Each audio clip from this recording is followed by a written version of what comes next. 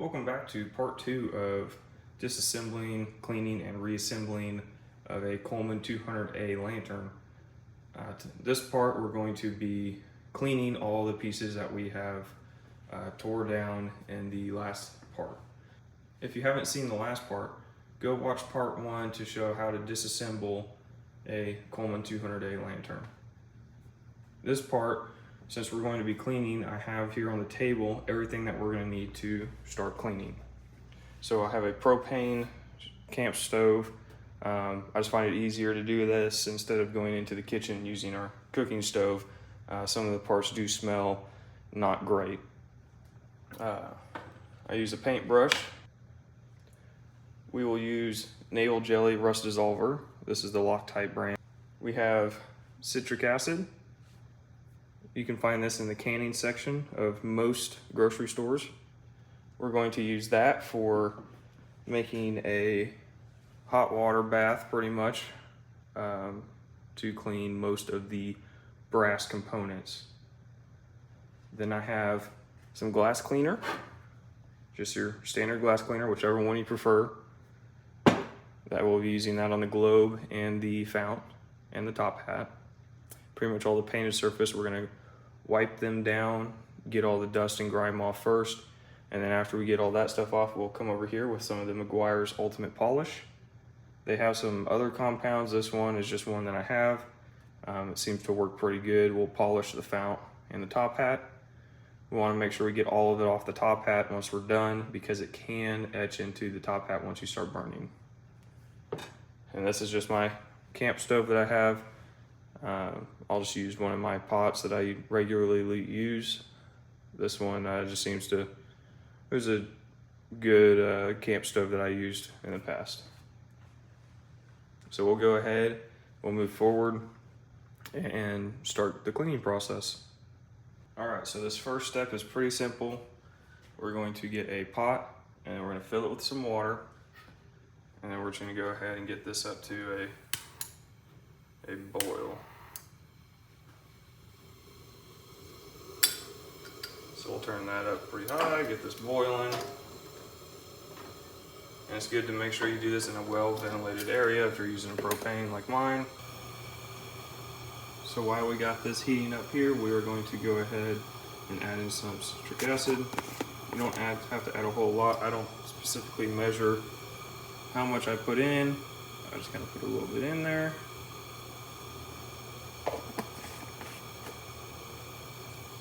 And then I normally just take a screwdriver to stir it around. You gotta be careful on pots like this. You can scratch the pan if you're doing that. So just be mindful of what kind of pan and what utensil you're using to stir it. All right, so at this point, I'm gonna go ahead and start dropping in some of these parts.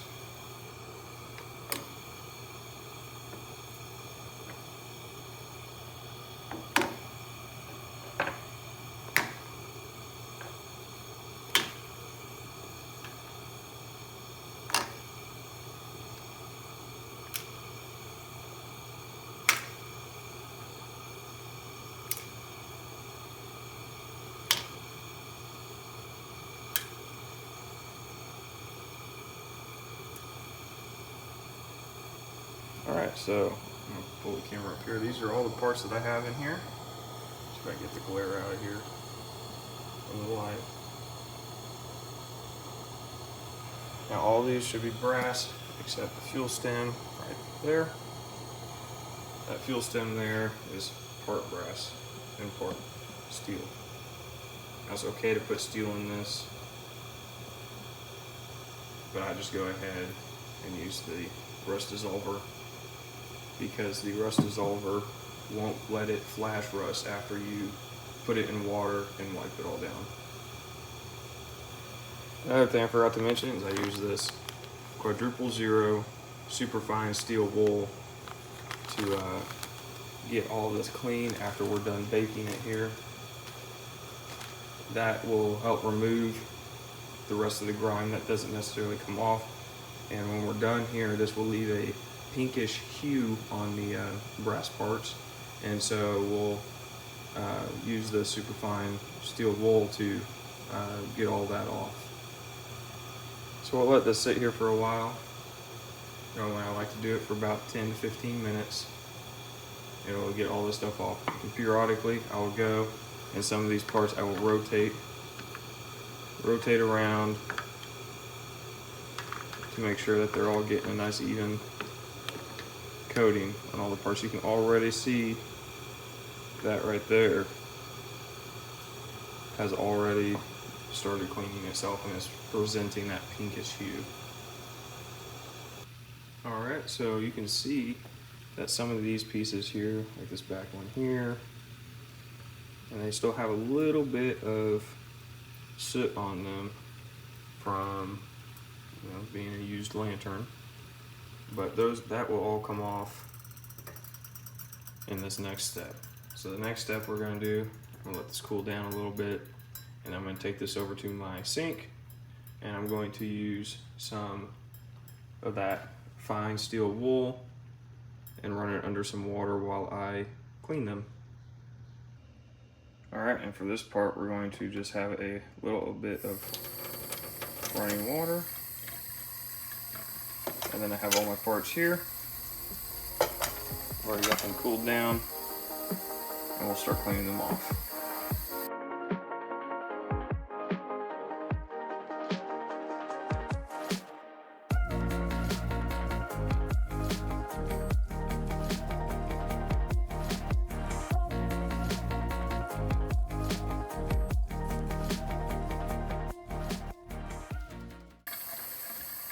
So this isn't going to be perfect. There's still some spots and pitting.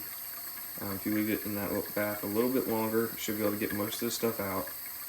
But we are going to set this on the paper towel for now, and we will blow that out with our compressor here after a little bit.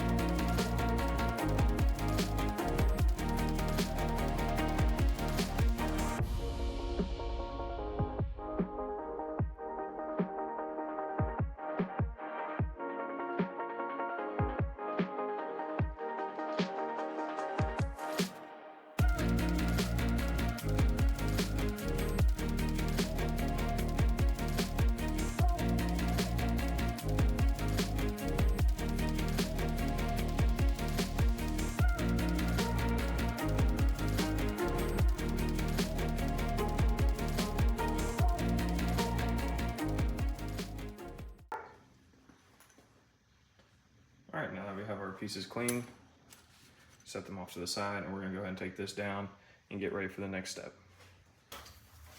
Alright, the next step here, I'm going to be blowing these all out with my air compressor.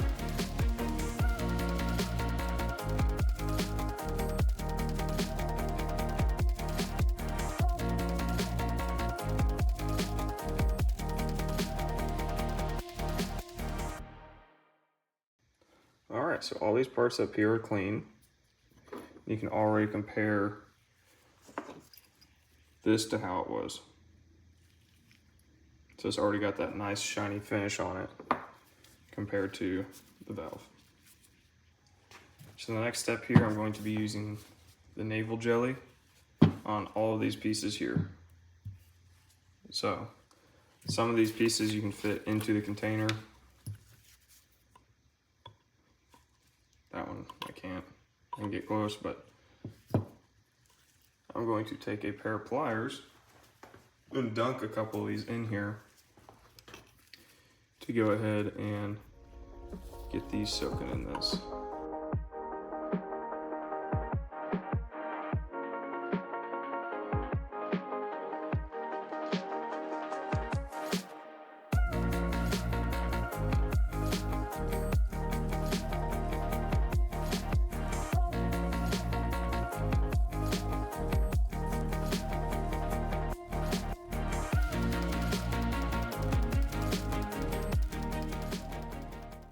We're going to go ahead and start cleaning the collar while we let these other parts soak in that rust dissolver.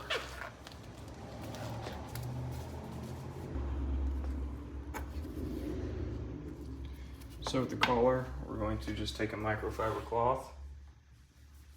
We're going to go ahead and just start with a little bit of glass cleaner on it.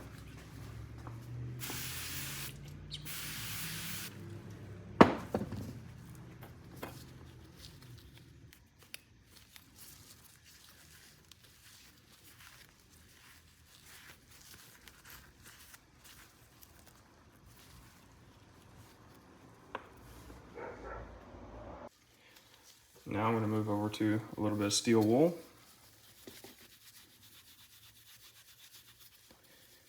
Hopefully get some of this grime off of here.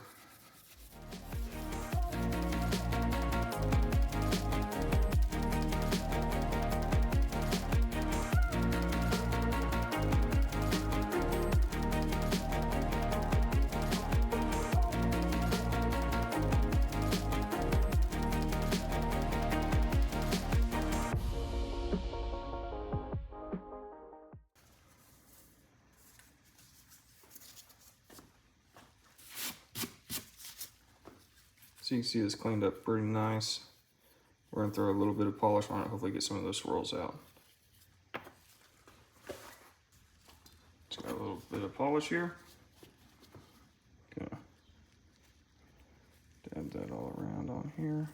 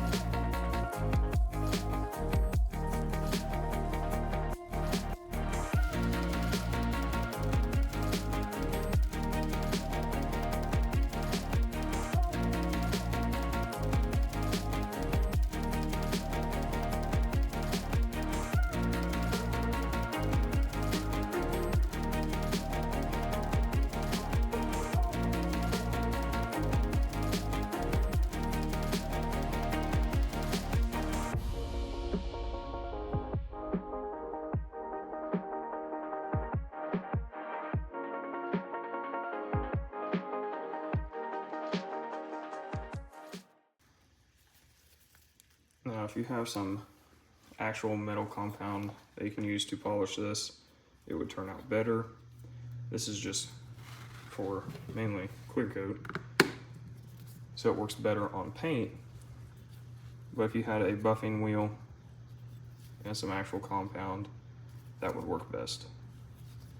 So we'll put this over in the clean pile.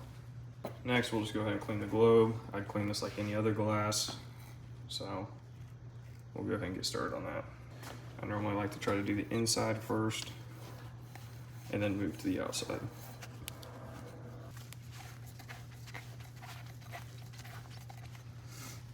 All right, now there's still a little bit, you can see, still a little dirty. Still got this sticker that is on this other side. That sticker's still melted on there. It's from one of the mantles packaged. One of the mantle packages, but this globe actually came out relatively clean.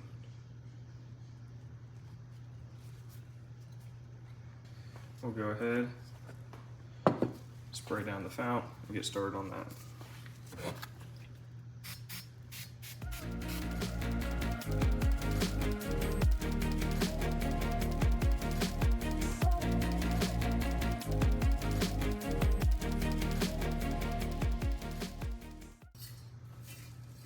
As you can hear, there's still a little bit of stuff in there. So I'm going to try shaking all of that out. You can see a bunch of that is coming out right here.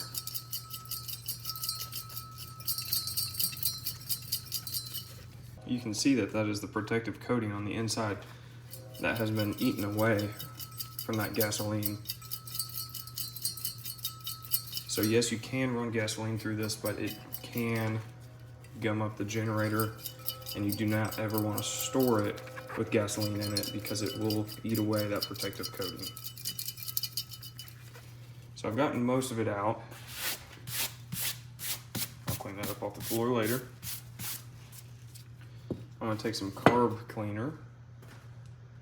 I'm gonna spray that in there and hopefully get more of that out.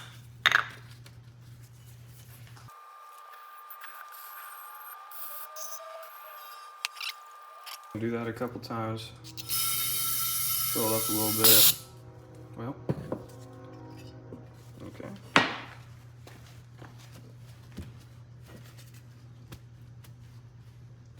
Try to pat all that down. If there's any paint chips, it can get under it and start lifting that paint.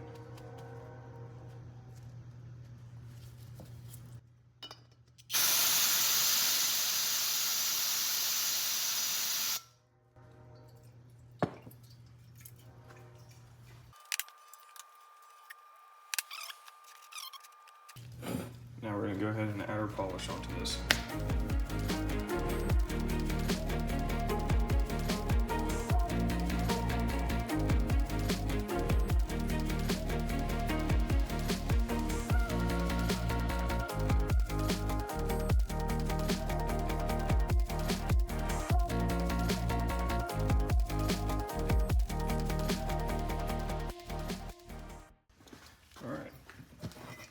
Now it's all nice and polished, cleaned up, it looks good. Then we'll just do the same thing with the top half.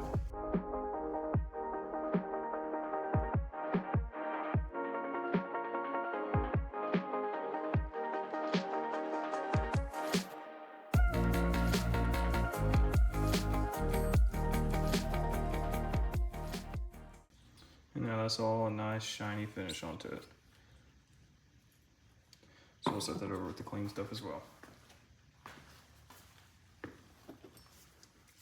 So another thing is this leather pump cup. You can feel it's actually pretty dry.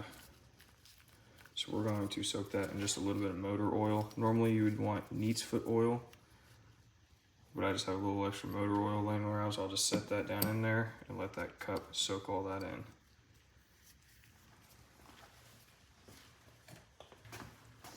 So I normally just take a capful and I'll set it on the back of the wall and just let it sit in there and soak.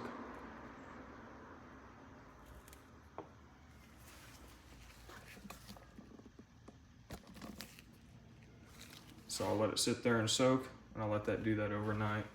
So when I go to put it back together, it's nice and pliable and nice and oiled.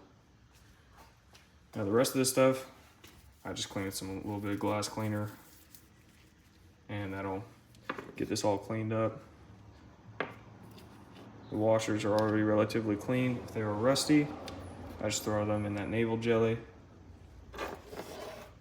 But everything, all these parts seem to be pretty clean, so I'll leave them.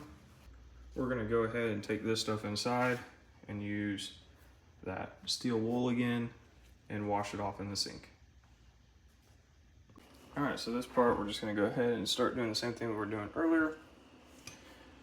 A little bit of water, and then we'll use a little bit of steel wool on it. Steel wool, water, and then we'll go and dry it off.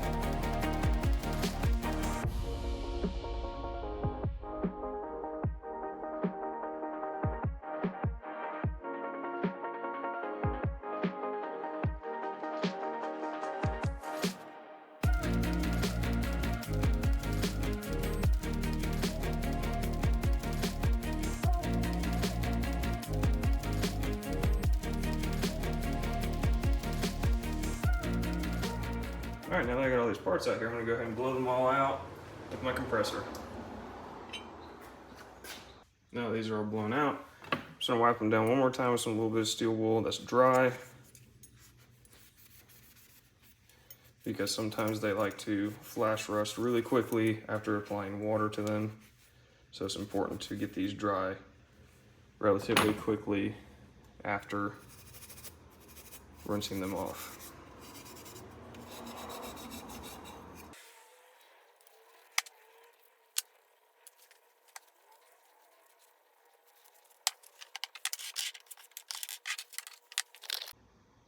All right, and now in the next part, we are going to reassemble all this. So this was part 2, cleaning all of the parts included on the Coleman 200a. The only ones I didn't clean were just these smaller ones over here. And that's just because they weren't dirty. For steel, you use navel jelly. And for any of the brass, I would throw into the citric acid bath that I did. If you have any other questions, just leave them down in the comments. I know I don't do it necessarily how everyone else does it, but everyone has their own little way and technique. And this is how I learned how to do it. One of the safer ways. Thank you guys for watching. Hopefully I see you guys in part 3. And if you guys like the video, consider liking and subscribing to the YouTube channel. It really helps me out and gives me more motivation to continue making these sort of videos. Coming up soon, I'm going to be making another video going over a 200A, converting it over to a full kerosene lantern. As you guys know, that these run on Coleman fuel, and you have to have some special parts to make them run on kerosene correctly. Again, thank you guys again for watching. Consider liking and subscribing, and I'll see you next time.